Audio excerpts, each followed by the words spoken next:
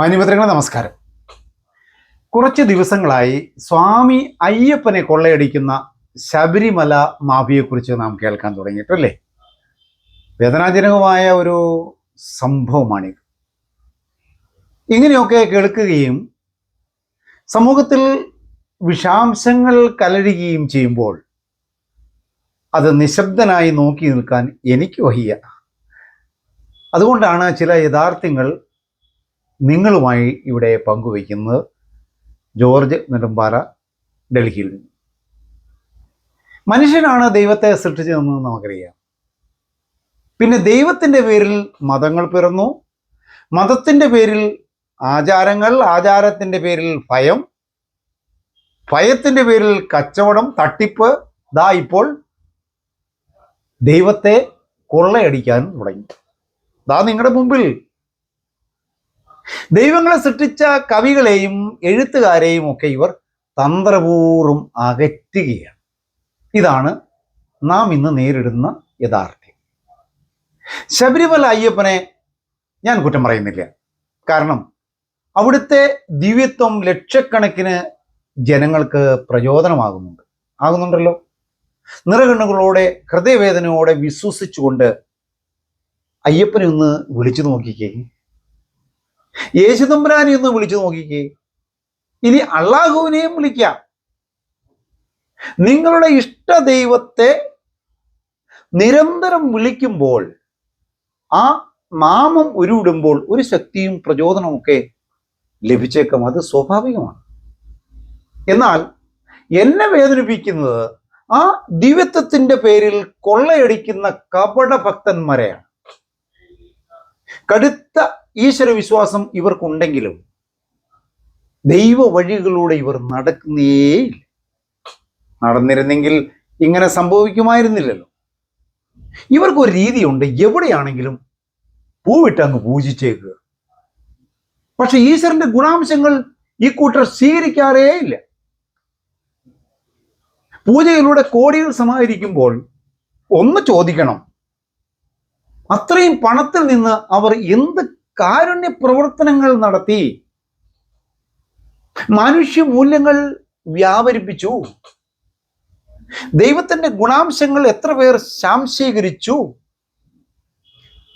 സ്വാമി അയ്യപ്പനെ കാണാൻ വരുന്നവരുടെ കണ്ണുനീർ ആരെങ്കിലും തുടയ്ക്കാറുണ്ടോ? എൻ്റെ ഒരു എളിയ അനുഭവം പറയട്ടെ. ഇവിടെ ഞങ്ങൾക്കൊരു ചെറിയൊരു സാംസ്കാരിക കൂട്ടായ്മയുണ്ട്. നാംഡല്ലി എന്ന പേര്. കഴിഞ്ഞ 27 വർഷമായി അതിങ്ങനെ പ്രവർത്തിച്ചു വരുന്നു.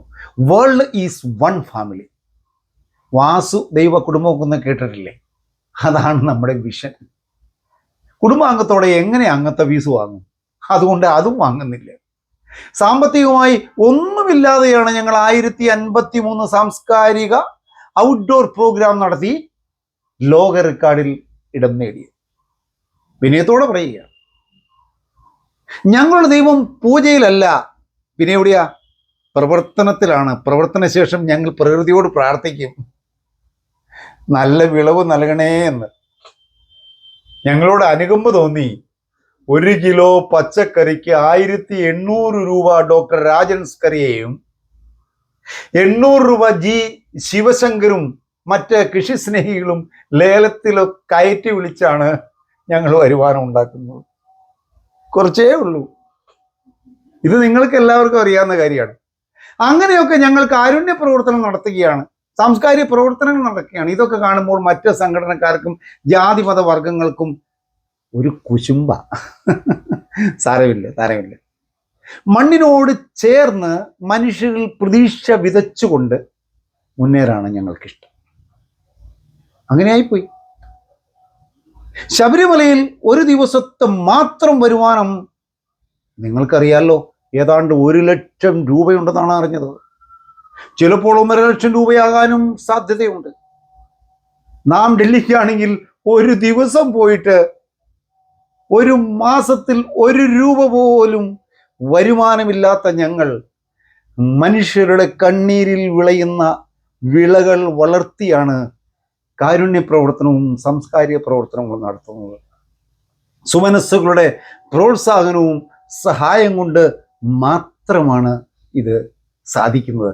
ആ തൈകൾ വളരുന്നു കാണുമ്പോൾ ഉണ്ടാകുന്ന സന്തോഷവും സംതൃപ്തിയുമാണ് യഥാർത്ഥ ദൈവസേവനം എന്ന് ഞങ്ങൾ വിശ്വസിക്കുന്നു. ജാതി കൊണ്ടോ വർഗം കൊണ്ടോ ഒരു ഗുണവുമില്ല. അത് നമ്മുടെ സ്വാതന്ത്ര്യം തടയുന്നു, ബുദ്ധി നശിപ്പിക്കുന്നു. സ്വാതന്ത്ര്യവും ബുദ്ധിയും ഇല്ലാത്ത മനുഷ്യനെ എന്തിനു കൊള്ളാം? ഇത് നമ്മുടെ ശ്രീനാരായണ ഗുരുദേവൻ പറഞ്ഞതാണ് കേട്ടോ. എന്തിനു കൊള്ളാം?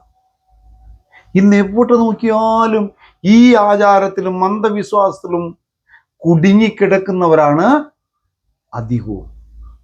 ഈ ആചാരമൊക്കെ ആദ്യം എന്തിനാ ഉണ്ടാക്കിയെന്ന് അറിയാമോ? മനസ്സിനെ ശുദ്ധമാക്കാനായിരുന്നു. പക്ഷെ ഇന്നത് ഭയപ്പെടുത്താനും പണം സമാഹരിക്കാനും ഉപയോഗിക്കുകയാണ്. നോക്കണേ, അനാചാരമായി പോയില്ലേ? തുളസി ഇല്ലെങ്കിൽ പൂജ പൂർണ്ണമല്ലത്രേ. പണമില്ലെങ്കിൽ ദൈവം കോപിക്കും. പാപം തീർക്കാൻ ഇവർ കണ്ടുപിടിച്ച മാർഗം എന്നറിയോ? തൂവൽ കൊണ്ട് വെള്ളം തെളിയുക. അപ്പോൾ പാപവും പോയി, ശുദ്ധീകരണവും നടന്നു. ഈ പാപം ചെയ്യലും പശ്ചാത്താപിക്കലും വീണ്ടും പ്രാർത്ഥിക്കലും വീണ്ടും പാപം ചെയ്തും പ്രാർത്ഥിച്ചുമാണ് ഇവർ കാലം കഴിക്കുന്നത്. സ്ഥിരം ഇവരുടെ ഒരു പരിപാടിയത്. ഇവയൊന്നും ദൈവം പറഞ്ഞതല്ല, മനുഷ്യൻ തന്നെ എഴുതി വെച്ചതാണ്. ദൈവം നമ്മെ ഭയപ്പെടുത്താനല്ല സൃഷ്ടിച്ചത്, ബോധം നൽകാനാണ്, അവയർനെസ് ഉണ്ടാക്കാനാണ്. അന്ധവിശ്വാസം ഒരു മതത്തിൻ്റെയും സ്വത്തല്ല, മനുഷ്യ മനസ്സിൻ്റെ ഇരുട്ടാണത്. ഹിന്ദുമതത്തിൽ കാക്ക ചിതറിയാൽ ദോഷം, പൂജയ്ക്ക് പണം കൊടുത്തില്ലെങ്കിൽ അനുഗ്രഹം കിട്ടില്ല, മരണശേഷം കുളിക്കാതെ വീട്ടിലിരിക്കുക. ഇങ്ങനെ എത്രമാത്രം ഭയം വളർത്തിയ അനാചാരങ്ങൾക്കിടയിലാണ് നാം വളരുന്നത്. അതുകൊണ്ടല്ലേ ഇവന്മാര് ഇങ്ങനെയൊക്കെ കാട്ടിക്കൂട്ടി ദൈവത്തെയും സൃഷ്ടിച്ച് തന്ത്രപൂർവ്വം ദൈവത്തിൻ്റെ സ്വർണ്ണപ്പാളികൾ അടിച്ചു മാറ്റുന്നു നമ്മുടെ കൺമുമ്പില.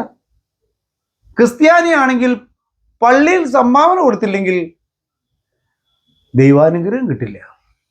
നോക്കണേ, പാവം തീർക്കാൻ ഇവരും വെള്ളം തെളിക്കുക.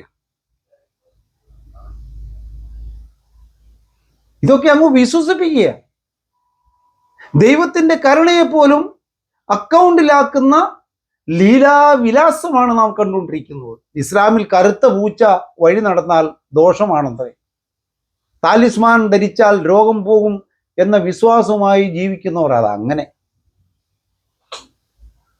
ആത്മവിശ്വാസത്തെ ഭയത്തോട് ബന്ധിപ്പിച്ച് നമ്മുടെ കോൺഫിഡൻസിനെ ശിഥിലമാക്കുന്ന അനാചാരങ്ങൾ, അതാണ് ഇവിടെ നടന്നുകൊണ്ടിരിക്കുന്നത്.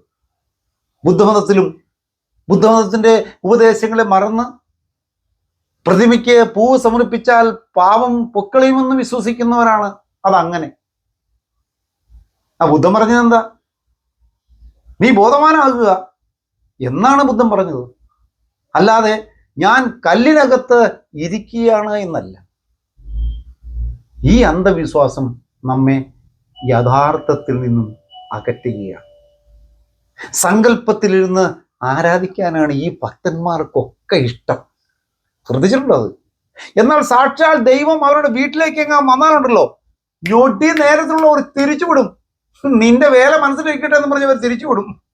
ശരിയല്ലേ? ഒരു വിശ്വാസിയുടെ വരുമാനത്തിന്റെ സിംഹഭാഗവും വിവിധ പേരുകളിൽ പൂജാരിമാരും സഭാധികാരികളും തട്ടിയെടുക്കുന്ന കാഴ്ചയാണ് നമ്മൾ കണ്ടുകൊണ്ടിരിക്കുന്നത്. ജനനം മുതൽ മരണം വരെയും മരണാന്തരവും വിശ്വാസികളെ ഇവർ വേട്ടയാടിക്കൊണ്ടേയിരിക്കും.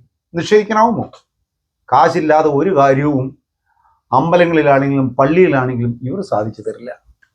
ദൈവം ഒരിക്കലും പറഞ്ഞിട്ടില്ല എനിക്കായി 108 പ്രദക്ഷിണം നടത്തൂ എന്ന്. പറഞ്ഞിട്ടുണ്ട് എവിടെയെങ്കിലും പറഞ്ഞിട്ടുണ്ടോ? അത് പറഞ്ഞതാരാ? വിദ്വാന്മാരത് പറഞ്ഞത്.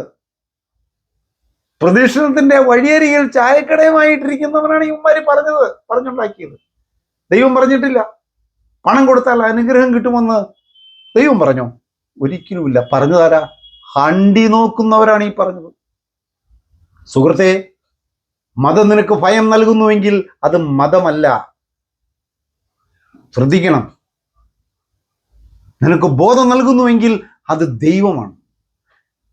ആചാരങ്ങൾ നമ്മുടെ മനസ്സിനെ ഉയർത്താനായിരിക്കണം, അടിമയാക്കാനല്ല. ദൈവം തീപ്പൊരിയാണ്. അത് വെളിച്ചമാണോ ഇനി ഇരുളാക്കണോ എന്നൊക്കെ തീരുമാനിക്കേണ്ട ആരാ? നമ്മൾ തന്നെയാണ്. ശബരിമലയിൽ അയ്യപ്പൻ ഇരിക്കുന്നു. പക്ഷെ അതിനേക്കാൾ പ്രാധാന്യമാണ് അയ്യപ്പൻ നമ്മുടെ മനസ്സിൽ കുടികൊള്ളുന്നത്, നമ്മുടെ മനസ്സിൽ ഇരിക്കുന്നത്. മനുഷ്യനെ മനുഷ്യനാക്കുന്ന വിശ്വാസം നിലനിൽക്കട്ടെ. മനുഷ്യനെ അടിമയാക്കുന്ന അന്ധവിശ്വാസം നമ്മളിൽ നിന്നും അകറ്റി നിർത്തും. ദൂരെ എറിഞ്ഞു കളയൂ പ്ലീസ്. അന്ധവിശ്വാസം നിങ്ങൾക്ക് വെറും 6% സുഖം നൽകിയേക്കാം. അത്രേ ഉള്ളൂ. ദൈവത്തെ നോക്കാതെ ദൈവത്വം കാണാൻ പഠിക്കൂ. അതാണ് യഥാർത്ഥ മോക്ഷം. ഞങ്ങൾ പൂജ ചെയ്യുന്നില്ല, ഞങ്ങൾ പ്രവർത്തിക്കുന്നു.